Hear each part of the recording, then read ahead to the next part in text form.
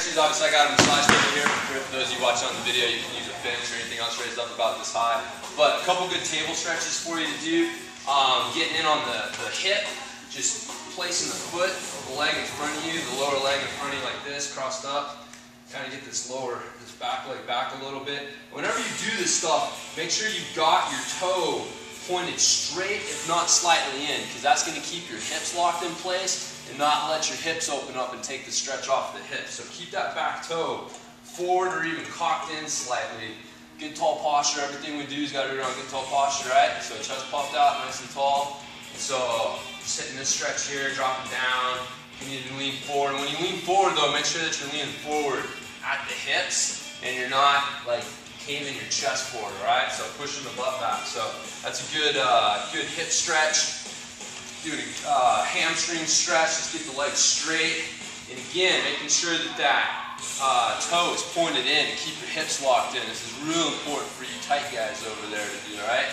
So again, when you lean forward, make sure the lean's coming from here, not from the chest. So think about trying to push that butt back as you lean forward. And then you do the same thing that we do on the stretches on the floor, where you can shift the hips side to side to kind of get the stretch a little deeper in the hamstring there. So that's a good hamstring stretch. You can also hit a groin stretch table, foot up on the table, and then just drop your knee, just keeping this straight, not forward, getting in on the groin.